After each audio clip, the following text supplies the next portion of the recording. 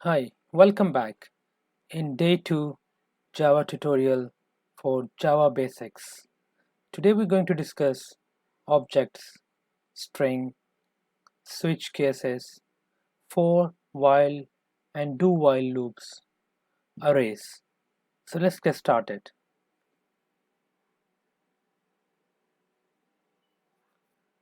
We have seen in a demo that object is an instance of a class which is created with a new keyword and by using a class constructor. Objects can have properties and behaviors which are called methods. Objects can also have states, which we will discuss later in this course. Java provides many inbuilt libraries, so we can create objects without creating a class for them. So let's take an example. Let's say you have a class called employee, and if you want to create an object for that employee, what do? You write a class name first. So you just write a class name. Then you give the object name or the instance name. So I'll say emp1, and then in order to create an object, I'll say new employee, right? And then I need to define which constructor I need to specify. Is it a default constructor? So this is the default constructor, right? So when this employee instance is created, all the variables, the properties of that will be, if they are primitive types, they will get a default values, and if they have some objects in it, it will get a null value, because the default value of all the objects are null if they are not defined, right? So the best way of creating an object is to use a constructor with some values. For example, you have employee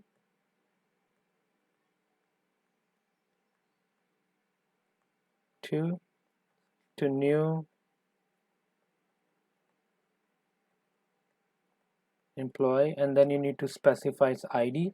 So id is 1, and then name, so you can specify the name here, John, year of birth. Yeah, so now when we access that emp2, we can get the id, the name, and the year of birth. We'll see further in a demo when we use objects in more details. So string is a string class is provided by Java, so we can create a string. For example, if we need to create a number of characters rather than having a single characters and concatenate them, we can create a string out of it. String is immutable, means once string object is created, its content cannot be changed. Every time we change the content, the JVM will create a copy of object with a new memory reference. So we have to be very careful of creating excessive strings, because it might overburden onto the JVM or the RAM as well. So the string is created like that. So we specify the type. This is a class name string, and then the name of my string, right? It can be any name, and then you can specify what this string will contain. So this is the number of characters the string will contain. String class also provides methods to access the length of the string. So if we need to find the length of this string, the string provide a default method. So we just say my course dot length, and we get the length of the string, right? It also provide the method called concatenation. We can get a substring out of it. So if I just want to get this part, right, I can use a method to get only this part. So I need to specify this index here and then the last index here, right? Between these two indexes I will get the text out of it, and I can split the string. So I can split string into 2 parts or 3 parts. The methods provided by string class is compare, concat, equals, split, length, replace, compare to, intern, substrings, and etc. We'll use these methods in our demo soon, so don't worry. The switch statement. The switch statement is the fancy way of doing if-else conditions. So in a switch statement, what we will do, we just put the keyword switch. So this is a keyword, and then we specify the variable name, what variable will be coming inside to make a comparison, and then we define the cases, right? So this n is actually here representing the integer, so it is integer. And how do we know it's integer? Because the cases we provided are here is the integer, right? It can be character, right? I can specify this as n char n, right? And then here instead of 1 I need to specify here something like that. If case A or case B or case C, I can also do on strings as well, right? So let's see how it works. So when you define the switch statement, it will get the variable here and then start processing. So it will go to the case 1 first. On the case 1, it looks, is it n is 1, so it looks for n is equal to 1. Yeah.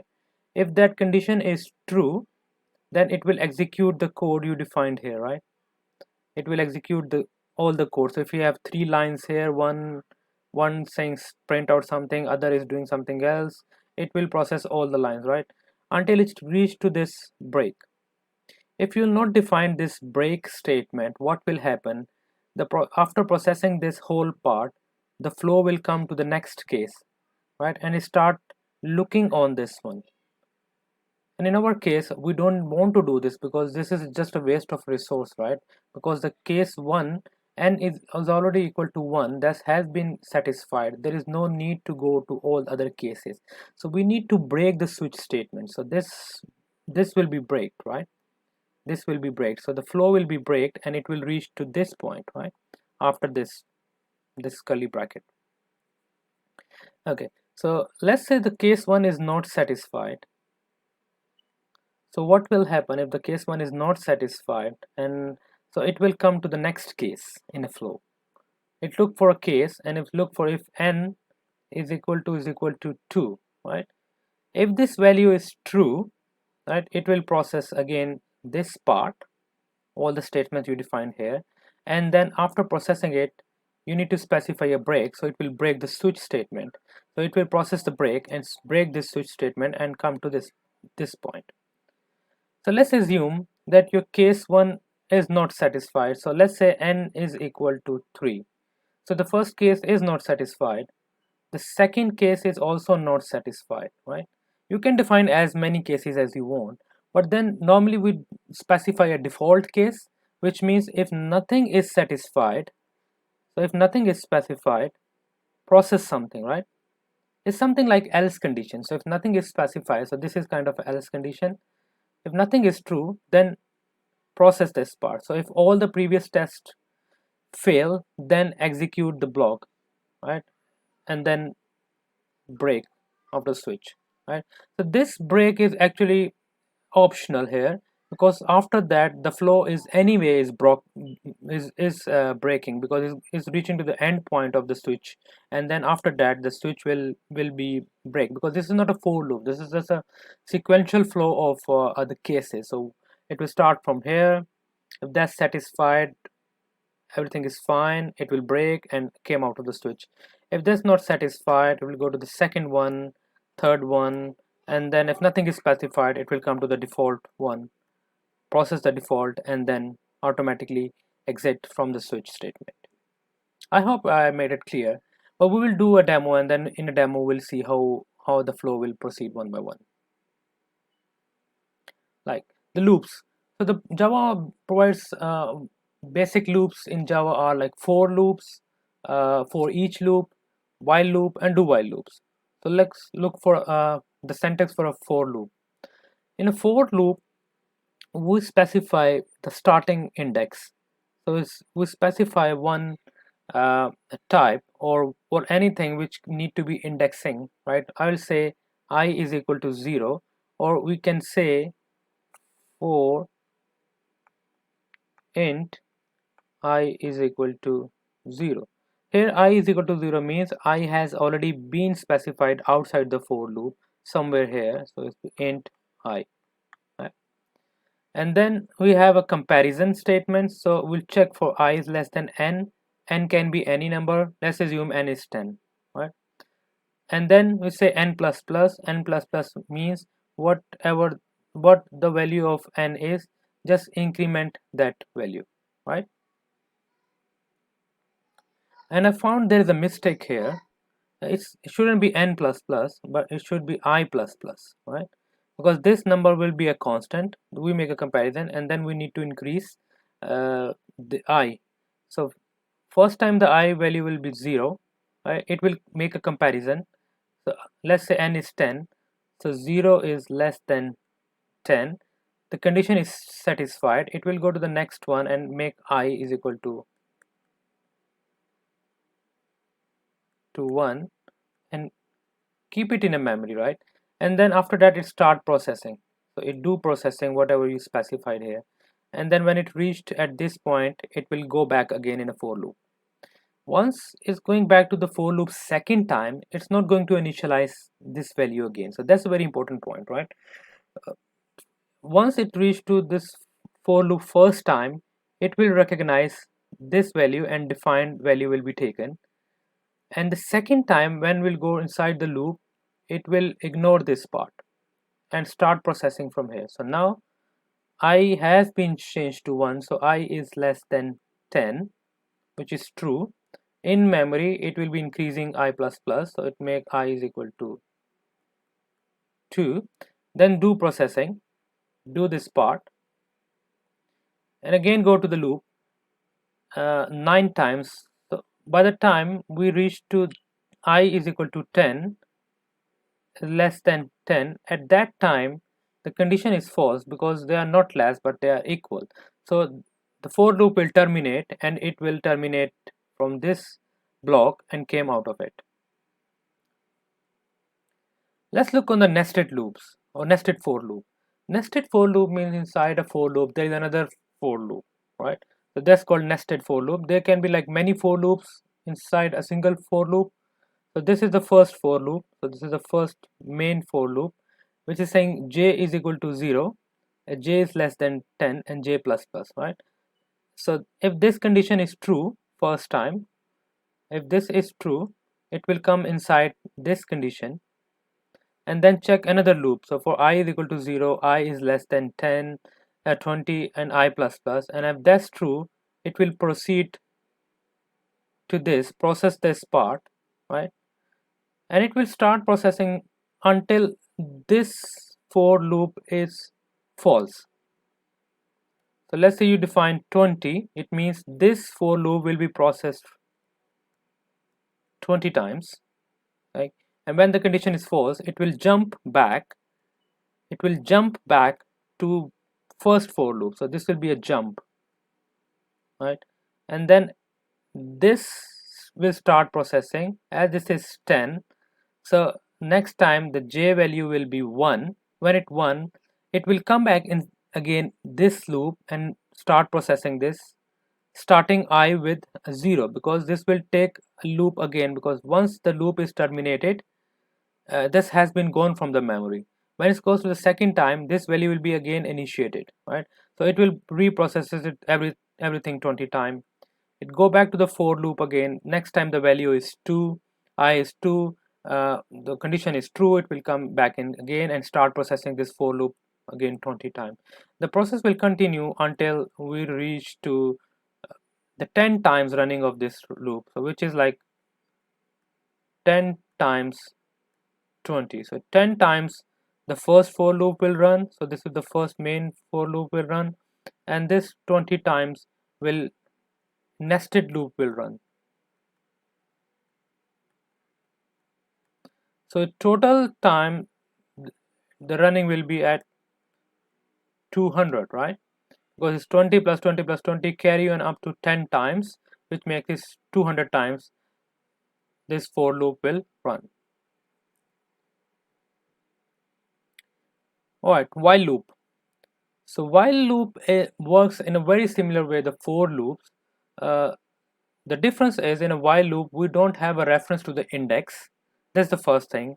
The second thing, in while loop we're doing increment or decrement of our the loop variable within the while processing, right? and there are chances that we forget to increase or decrease. So if you see here, we're just saying if the condition is satisfied or condition is true, do processing, right? And then inside the processing we need to change the condition, otherwise it will be always true and it will always be in a loop, right? It will never break and it will continue. At some time the JVM will start complaining that running out of memory, because it cannot process everything in one go as a million of transactions, for example, and then you keep looping it. It will throttle your system, and the loop will automatically terminate because the JVM will exit the program with an error. So we need to specify the condition. So say n plus plus, right? And at that time we are, what we're doing, n plus plus can be anything. It can be a counter. For example, if response is equal to 1, we can change the value of response as we're doing it here, right? So don't worry about too much about what we're doing inside here, right? We'll do the example and you will understand what these things are. But to understand the main difference between for and while is, in for we specify the conditions inside the brackets here, right? And in while we don't specify the termination condition. We say if it's true, process; if it's false, exit. And the true and false, we need to change the value inside the while loop. Okay, do while loop. So the difference between while and do while loop is, do while loop guarantees that it will run at least once, because in do part we're saying do it, we're not specifying any conditions, but we want the system to do something, right? So do this part, right? And after doing this part, then check the condition. So this will be guaranteed that it will be run at least once, then it will be check the condition, and if the condition is true, then it will be go back again, right, and do processing. All right, and if the condition is false, then the loop will be terminated and it will start processing from the next line. Okay, what is a break statement? So a break statement causes an exit from the innermost containing while, do while, for, or switch statement.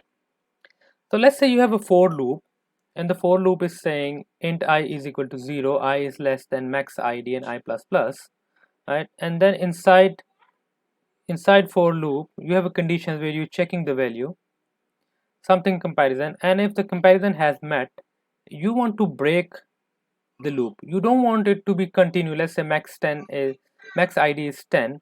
You don't want this loop to run 10 times, right? You said if something condition has met, for example, it's met at when I is 2 or I is 4 or I is 5, if something has met, I don't want to continue with the loop, I want to break the loop. So you can use the keyword called break, right? So when your index I is reached to the value of I which you specified here, when this is true, you said I want to break it, right? So when you entered into this condition, when this condition is met, you are saying process this and then break the loop. So don't process any further. So the program jumps here after the break loop. So the program will start processing from here, it will jump after the for loop. Continue. The continue is opposite to the break loop. It can only be used with while, do, or for loop. The continue statement causes the innermost loop to start the next iteration immediately. So let's example, we have a for loop. Inside the for loop, we're saying if this condition is true, right, continue. What this continue means here, that continue the loop, right? So go back here and do the next processing and ignore this part. That's what it means by continue. Continue doesn't mean go to the next line, because this is the default behavior, right? It will automatically go to the next line.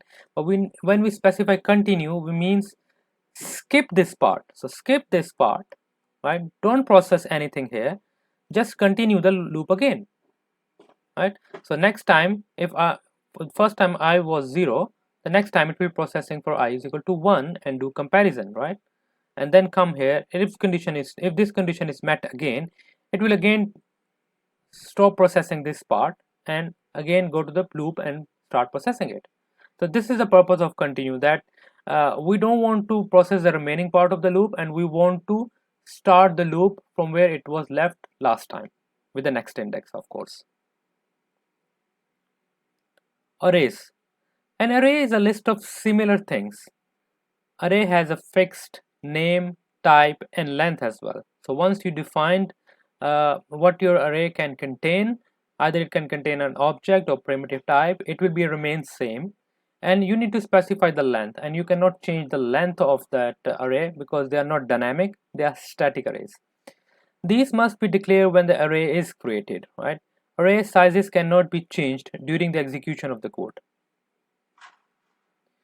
So let's take an example of array, which is an integer array. So this is, I give the name of my array is my array. Array looks like this. So this is the content of my array. So I have 3, 6, 3, 1, 6, 3, 4, 1. They're all integers inside my array, and the index of the array start from 0. So this is the index of the array. The index starts from 0 and it goes up to 7, which is length minus 1. Because here we say 1, 2, 3, 4, 5, 6, 7, 8. So the total length is 8, but the index will be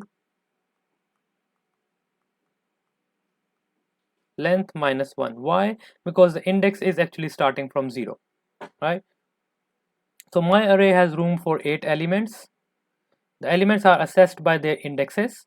In Java, array index starts from 0. So you need to memorize it, that the indexes starts at the index 0. So how do we declare arrays? We need to specify what type will be contained into arrays, or the meaning of that is what data type my array will hold. So I'm saying my array will hold integers, right? At this point now arrays can only hold integers, it cannot hold booleans or characters or strings. Then I specify the name of my array, and this is a symbol to specify that this is array, right? If I will not specify this, this means this will be a one integer only, but this specify this is an array. Okay. Another way is the defining an array is, so my array, and then I create a new instance, so new, then a type int, and the array size. So this is a size of my array, right? So as we know, the index start from 0. So now you understand that my array will be actually indexing from my array 0 to my array 7, which hold up to 8 ints.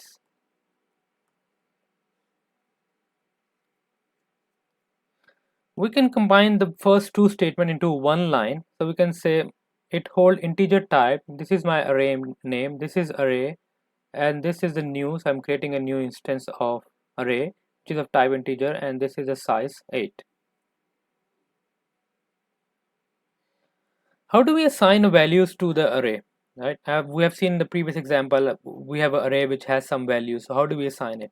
We can assign the values either in a loops, in a for loop, or we can assign out of the loop, just specifying the index. So this is my array name, which has already been defined, and now I can access its memory at index 0. So I say at index 0, put the value 3, right?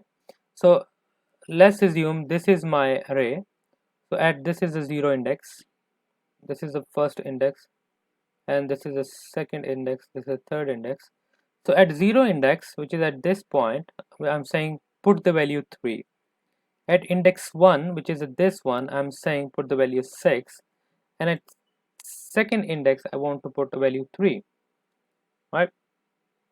If I don't want to do line by line assigning, I can do assignment in a one line. So where we defining an array, so this is type of int, name of the array, this is array, and then I can specify all the values. So it will automatically assign those value and get the length of that as well. So it's 1, 2, 3, 4, 5, 6, 7, 8. It will automatically specify that this has a length 8. If I try to add more, so let's say if I try to add something like this, now my array at 9 is equal to 5, this will not work, and you will see an exception called index out of bound, because 9 index is not in the bound, it is out of the bound because we have only specified up to 8. So the 9 is index out of bound exception. So if we have arrays, we need to iterate through arrays, right? Because we have a number of elements and we need to access those elements, we need to print those elements, and if there are objects inside that, we need to get that object and then the properties of that object. So we need to go through some kind of looping, right? We can do inside the for loop, we can do inside for each, we can do inside do while loop as well. So let's take an example of a for loop. So in a for loop, we specify the index I, which is of type integer, is 0. So starting from, because we know index start always from 0 for array. Then if we say I is less than the array dot length, so the length, if we specify 8, then it will be 8 and then I plus plus. So it will check the first time the length is 8, 0 is less than 8, it will process this line, right? And then here you will going to access that my array, which is from starting from index 0 first time, and it will return you some value, or you can get value, assign it, whatever you want to do the operation inside it. So let's say I want to get this value, what is index, so I will say int result is equal to my array. Okay, so I will get the value out of it, right? After that, if I want to do add up all those values, right, I can do this, because every time, first time when it is 0, when it is the index is 0, I'll get some value. For example, if I stored 2 there, I will get 2. Next time when index is 1, I will get a value. For example, 5 is there. At index 2, I will get value 7. And what I can do, I can process these values here, so I can add up, I can multiply, I can do anything what I want from the values which I'm getting from the array. So this is the way how we can assess the values inside the arrays. We can change the values, we can modify it, we can delete it, we can replace it, and we can do any operation we want as normal with the arrays.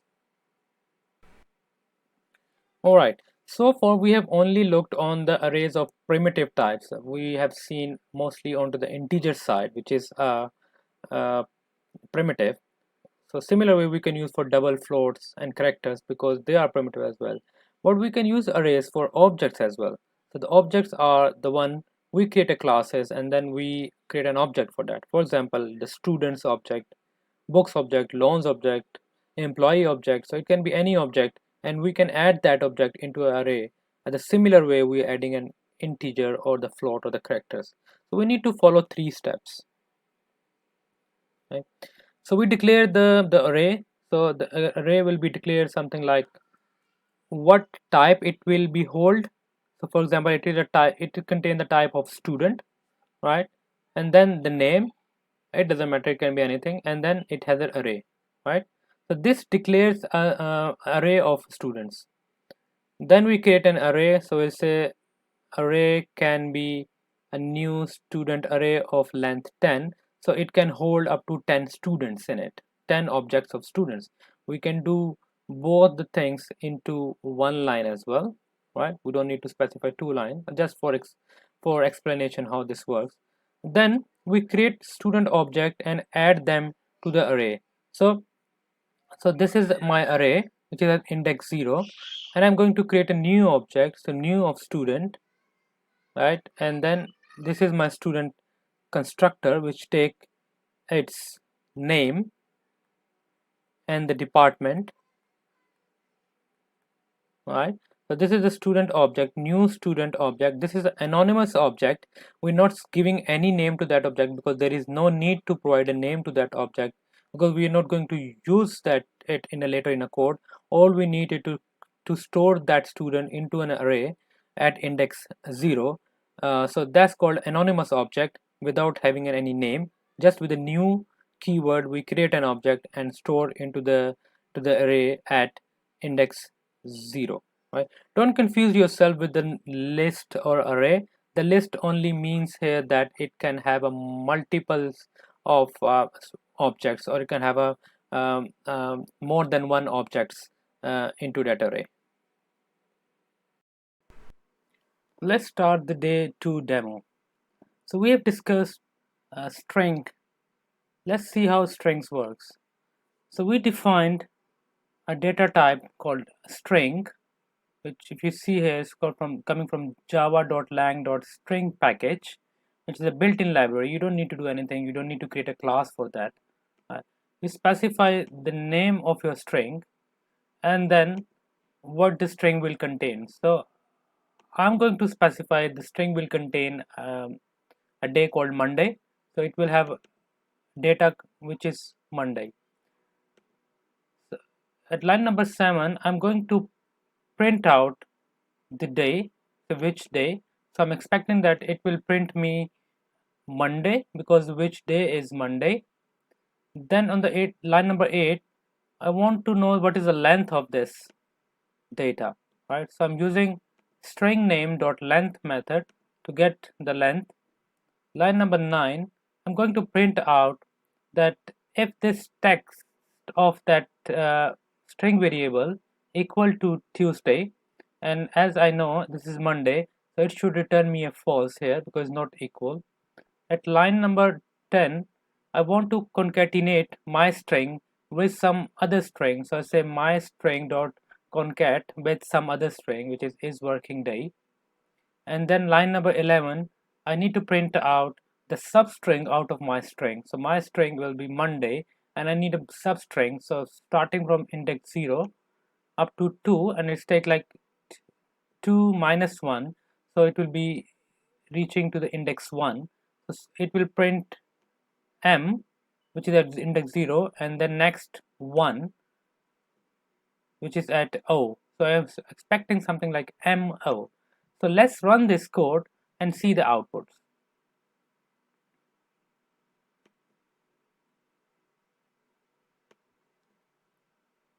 Okay.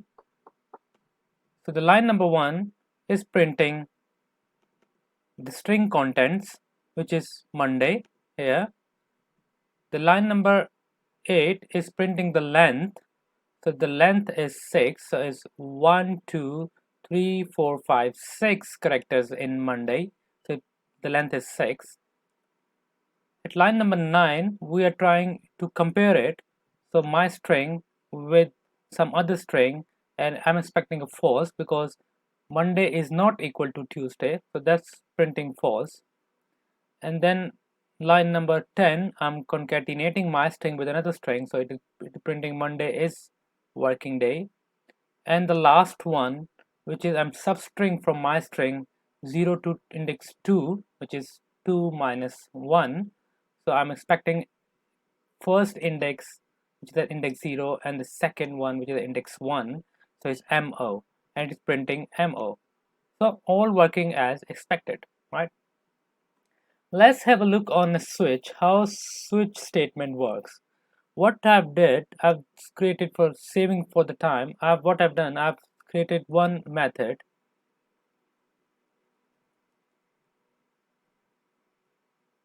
Okay, so this is a method which returning a void, mean it is not going to return anything. This is a method name called switch demo, and it is taking one argument as of type string, right? This static means that this function can be invoked without an object, just with the class name, or any static method can call this method. If this method is not static, then our static method cannot call that method. So let's remove that part static from here, right? And then I need to call that method here. So this is a method call, the method name, and I need to provide the parameter in it, which is which day, that's specified here. So you see the error is coming here, and error says change switch demo to static, because this is a static method, and static method can only call the static methods. They cannot call the non-static method, right? Because the static actually belongs to a class and not to the object. So in order to run this method inside this static method, we need to change this to static as well. Once I change the static, the error will be gone, right? So this is the way we call the method. We put the method name and then we pass the arguments in it. Okay, let's go to the switch statement. So the switch statement is starting from switch with small s, and then inside that we pass the variable which we need to check it, right? And so this variable will be actually coming from here. When this method will be called, we pass that value, which will be Monday. So the first case is checking if which day is Saturday, right? If it's Saturday, then it is going to print that today is Saturday and it is non-working day, and then it will break the loop, right? The case is second one is Sunday, and then it's going to look that if it's today is Sunday and it is non-working day, and break the loop, right? And the third one is the default. So if the first two conditions are not satisfied, then it will print you a message day not found, right? So if I run this method, let me comment those, right? So I'm commenting this. This is the way to do the block commenting, right? You don't need to specify each line comment. You can do a block comment. So I've commented block. So this is a block comment, right? Okay. So when I run this method, I'm expecting that because I'm passing Monday, it won't give me an answer that today is Saturday and it's non-working day, or today is Sunday and it's not working day. It is going to say day not found. Let's run this method. And as expected, it's saying day not found because Monday is not defined here, right? If I change this Sunday to Monday and I say it is a working day and I save it. Now I'm expecting, because I will pass Monday, so I'm passing this Monday here, right? It should give me this printout, right? Let's save it, run it. And you say today is Monday and it is a working day. Okay, so that's working as expected. That's cool feature. You don't need to specify so many if else condition. You can specify all your days here: Monday, Tuesday, Wednesday, Thursday, Friday, and inside that you can process accordingly. You can change it this to integer or boolean or a float values, and then you can do processing as well on that parameters, right? You don't need a string always. It can be integer or something like that, right? So I think that makes clear on how the switch works. So let's move on to the further parts of the demo. Let's look on a for loop. So as we mentioned earlier, in the for loop we need to specify the loop index. So it's a type of int, I is the name and initialize with 0, so it will start from the value 0, and then the comparison, so I is less than 10, and then increment I plus plus, right? It can be decrement. If you said I is 10 and I is greater than something, you can do decrement as well. And inside this we're going to print out the I. So what we're expecting, that the first time when this for loop will run, it will initialize I to 0, and you will see it will print 0, right? And next time when it go inside the for loop, it will get the next value I plus plus, which is I will be 1.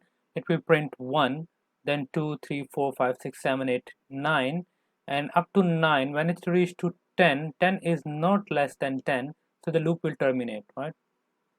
So this is the test for the first for loop. The second for loop is a little bit advanced.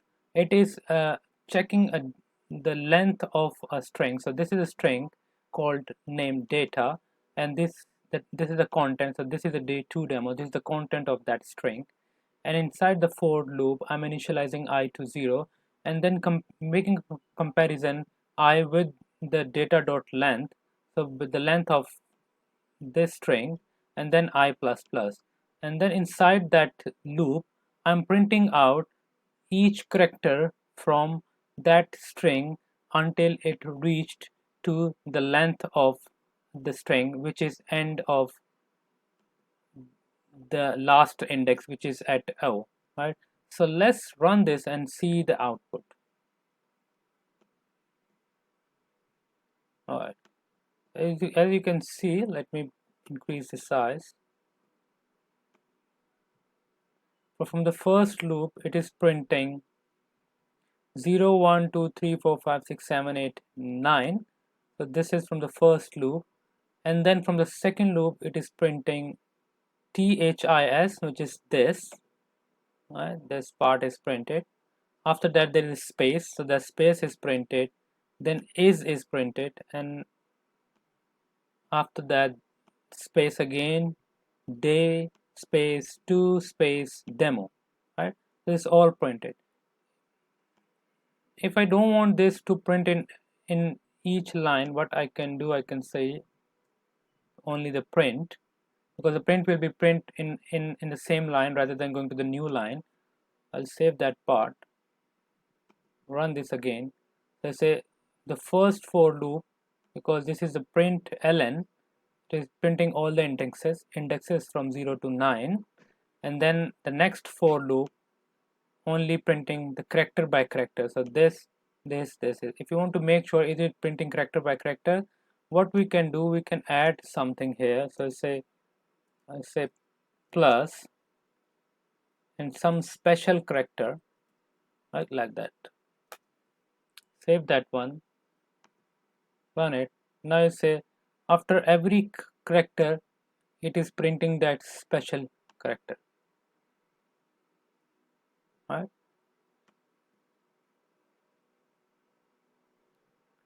I hope the for loop is clear to you.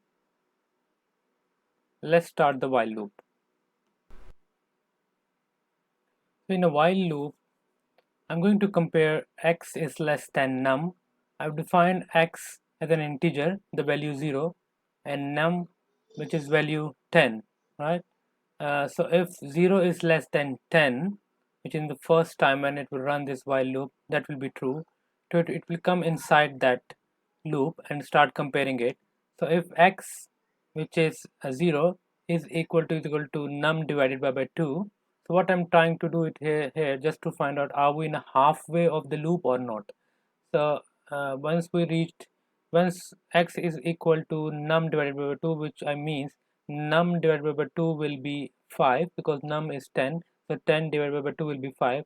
So if x is 5, right, then we'll say we are in a halfway of that loop, else it will print the value of x every time, and we need to increment this x. If we don't increment this is not going to increment automatically, and this will always remain 0, and this will always remain 10. So what will happen, it will be a loop which will never terminate, and the process will never terminate, and your JVM will start complaining at some point that you're running out of memory, right? So let's test this part, and we'll try to remove this condition as well and see how this will behave.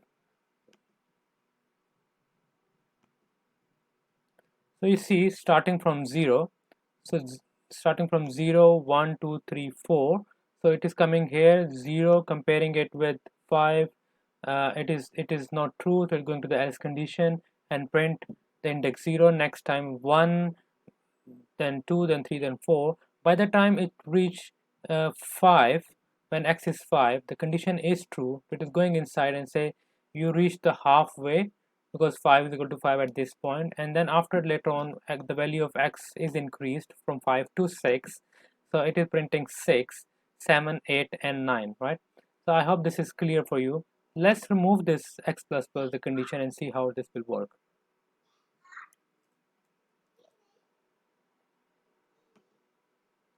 And you see the value of x will remain 0. It is continuously in a loop, it's not terminating, right? In order to terminate this loop, I need to exit from the program, so just click here, say terminate, and I terminate the program, and now it's terminated, right? So we need to keep this here, otherwise it will never terminate, and it will keep continuing until your program will automatically terminate, or you will exit the program forcefully. Let's have a look how the continue and break statement works. Okay, now in a while loop, everything remains same. X is 0, the number value is 10, comparison is same. I'm checking if I'm in a halfway. Then when this condition is satisfied, right, I'm saying break the loop. I don't want to further process with the loop, right? So instead of going up to 10, I'm going to terminate my loop when I reach to 5, right? I don't want to proceed further. So this is the goal of the program, that you can terminate your loop on some conditions without processing all of your elements, right? So let's try this one, how this works. And you say it's process index 0, then 1, then 2, then 3, then 4, and after 4 the value of x has been increased to 5, and it's reached to this if condition. If 5 is equal to 5, because num divided by 2 is 5, right? So this will break your loop, and after that this while loop will be breaked and your flow will reach at line number 18, so the whole part will be skipped. So this is the purpose of the break, that you can break your loop whenever you want with some specified conditions. We'll see how continue works within a loops. So we have a loop, for loop, which is taking checking the data dot length. Data is the string, which is this is a day 2 demo. Inside that loop we have a condition where data dot character at index I is equal to 2, and what it means, when I found this 2 during the processing, then I don't want to be print this, I want to continue the loop, so I want to skip this instruction, right? So by the time when I reach the index where we get a value is equal to 2, which is this value, I don't want to proceed to the next statement. I want to continue the loop back from here and skip this part. So let's run this and see how it works. So now you see it is printing this is day, so this is day is printing, and then after that space is printing, and then 2 is not printed. What happened? Because when it reached to that index, it does not went to line number 11, because we said skip the part below and continue the loop again.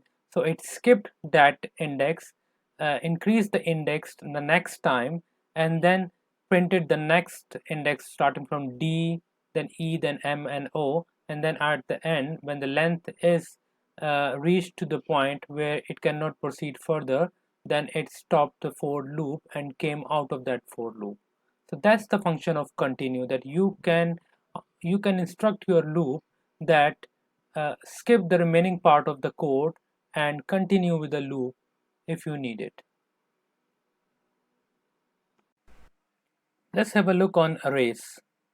So as we explained earlier, the array can be defined what type of data it will hold. So in this example I'm saying it will hold int. That's then is the name of the array, so I specified it my array. It can be any name, and then they're defining that it is an array, so it will hold multiple elements of a type int, and then I'm initializing the value with 1 2 3 4 5, so it will taking 1 2 3 4 5 elements in it. So that's the fixed length, because they are static, they are not dynamic. Further on we cannot add new elements in it, because this will be the final index on it. In order to access that elements, we need to loop through or iterate through the array. So I'm going to use a for loop. So for int I is equal to 0, I is less than my array dot length I plus plus, and inside this what I'm doing, that my array and then accessing the index which is starting from 0. So when I run this, I am expecting that that loop will go through the for loop, and then it will print each element one by one. So it will printing 1, 2, 3, 4, and 5. So let's run this. Yeah, so it is printing 1, 2, 3, 4, and 5, and that's perfectly well. Let's have another array which is a float array. It will hold a data type of float, and then this is a name and this is array, and this is the way we can create a new float. If I don't specify the dimensions here or the size, you see it will start complaining, and the complaining is about the variable must provide either dimension expression or an array initializer. So this is an array initializer. I need to either initialize it with some value or specify that how many data is going to hold. So I'll say like 30. It means it will hold 30 floats value in it. We have seen how to create the arrays for primitive types. So let's create one array for an object type. So the object is student. So my student array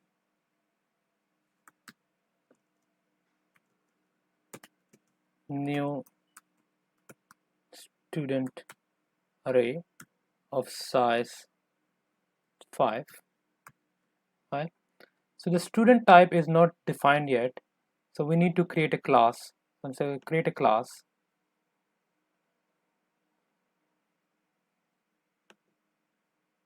So this class is created. I'm going to give some variables name here. String name and int age. Alright. I'll select these two. Rather than typing it, I can use ID to create constructors. So I say source and constructor using fields. Select both fields and create a constructor. Came to the wrong place, so that's fine. I copy this and paste it here. Let's put them private. Okay, and provide a getter and setter methods. So source, getters and setters. So I need a getter and setter for both, and that need to be after constructor. Okay. So we have constructor here, and then we have setters and getters method. Save that class. So that's error is gone. Now I need to assign the student to this array. So what I need to do, I loop around to this array now.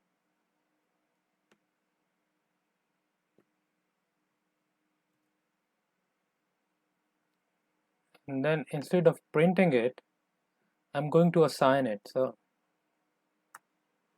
say at index I,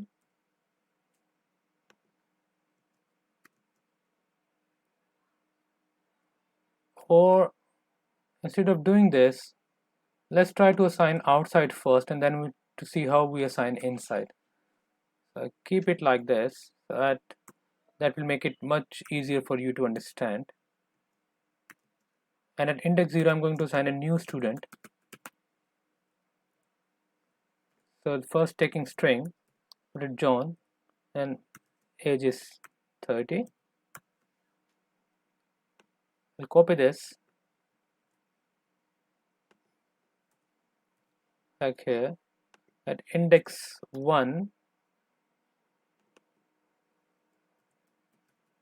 Michael, and the age is 26. Right, inside this I'm going to print out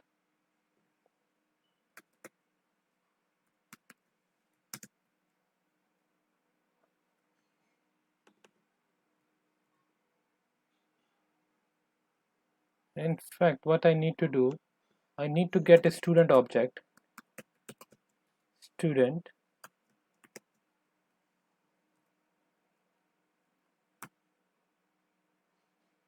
from so from that index I'm getting a student. So at this point the student is here as, what I need to do, I say s dot get name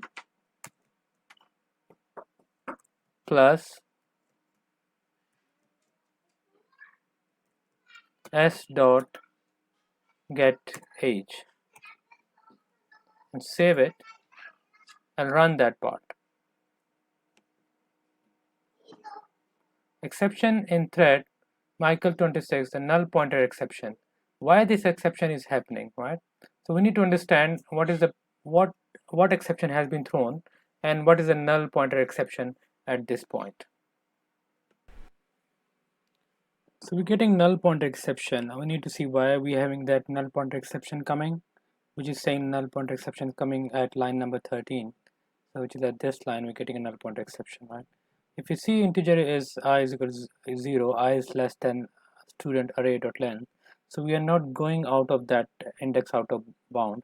But what is happening, because we specify the length is 5 and we have only stored 2 students, so we took only 2 places, the 3 places are still empty. So when this for loop is run, it will be run through all the 5 spaces, right? There is no issue till this point. If it's running till 5 places, that's okay, but when it's reached here, at that time the student dot get name, because at third position we don't have any student, or fourth position we don't have any student, and at the fifth index we don't have any student. So what is happening, it is trying to access the null value, which is a null dot get name, because s is at third index is null, because we have at 0 index and 1 index. At index 2 we don't have any students stored. So at that point when we say s dot get name, it's a null dot get name, which is throwing null pointer exception. So that's true, it is null pointer exception, right? So if I run this one, so I'll get null pointer exception because it's trying to access the memory location where we don't have any students stored. If I change this to 2, I'll have to save it, run this part, and now the null pointer exception is gone because I have only 2 students and I've created array with the length 2, so I don't have any issue inside this accessing that s.getName, because I know I have 2 students, the length is 2, so I get only 2. I won't have any index out of bound or null pointer exceptions coming on.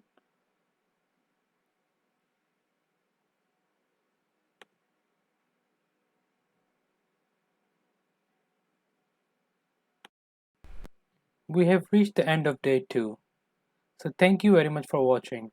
If you have any question, please leave the comment or contact us directly and we try to resolve your queries. Thank you very much.